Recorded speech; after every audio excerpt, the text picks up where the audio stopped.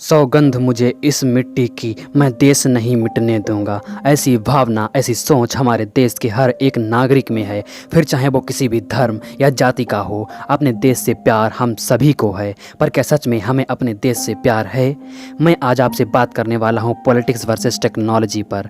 पूरी दुनिया आज तकनीक का इस्तेमाल करके आगे बढ़ रही है। चाइना, जिसका नाम तकनीक विकसित करने के मामले में सबसे ऊपर आता है, 1980 में इंडिया और चाइना की अर्थव्यवस्था ऑलमोस्ट सेम थी, लेकिन कहते हैं ना कि बदल लो अपने आप को इससे पहले कि बदल दिए जाओ। चाइना समेत बाकी सभी विकसित देश अपने युवाओं के माइंड को टेक्नोलॉजी में लगाते हैं, देश के डेवलपमेंट में लगाते हैं, और सच कहूँ तो यही होता है अपनी कंट्री से प्यार करना। और वहीं पर हमारे देश के ज़्यादातर युवा अपने आप को पॉलिटिक्स में झोंक देते हैं, और वही गंदी पॉलिटिक्स में जिसकी वजह से देश में दंगे होते हैं, बॉर्डर पर सैनिक मारे जाते हैं। सिर्फ युवाओं में ही नहीं बल्कि बच्चों के माइंड में भी हम यही गंदी पॉलिटिक्स का जहर घोल रहे हैं।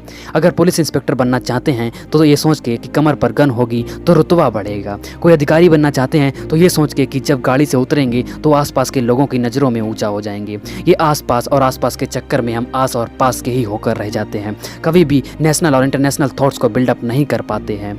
आज अगर पड़ोसी हमसे लड़े तो घर के सभी सदस्य एक हो जाते हैं, और यदि किसी दूसरे गांव से अनबन हो जाए तो पड़ोसी के साथ पूरा गांव एक हो जाता है। और यदि देश पर संकट आ जाए तो देश, पड़ोसी, गांव और स्टेट के सभी लोग एक साथ खड़े हो जाते हैं। तो क्या साथ खड़े होने के लिए ज़रूरी है कि कोई हमसे लड़ाई करे तभी हम साथ खड़े होंगे?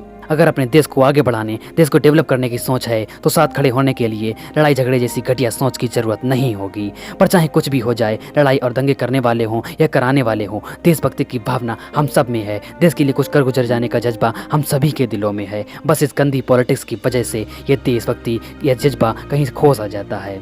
आज हम सभी को ज़रूरत है थोड़ा संभलने की। हमें अपने आप को पॉलिटिक्स से हटाकर देश के डेवलपमेंट के बारे में सोचना चाहिए। नई नई टेक्नोलॉजी का इस्तेमाल करके उसे बिल्डअप करना चाहिए। मैं अपने आसपास यदि किसी को बताता हूँ कि हम अपने मोबाइल फ़ोन से मशीनों को कंट्रोल कर सकते हैं, अपनी बाइक, कार, घर के लाइट, ये सब हम अपने स्मार्टफोन से कंट्रोल कर सकते हैं, तो ये सुनकर बहुत से सज्जन पुरुष सरप्राइज हो जाते हैं, चौंक जाते हैं ये सुनकर कि अच्छा, क्या हम ऐसा भी कर सकते हैं।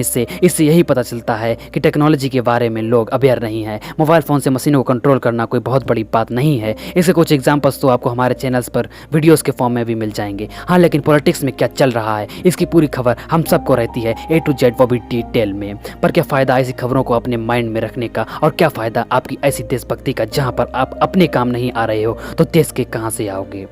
हमें अपने आप को बदलना पड़ेगा इससे पहले कि कोई और हमें बदल दे, नहीं तो ये गंदी पॉलिटिक्स हमें नचाती रहेगी और हम नाचते रहेंगे। ज़रूरत है हमें अपने देश को विज्ञान और तकनीक के फील्ड में आगे बढ़ाने की, नई नई तकनीक को खोज कर देश को डेवलप करने की। अब डिसाइड हमें करना पड़ेगा कि हमें गंदी पॉलिटिक्स चाहिए या फिर technology, because technology can build you, your mind, your village, your state and your country. और वहीं पर politics will eat you, your mind, your locality and your country like a termite. So just choose what you want, politics or your country with advanced technology.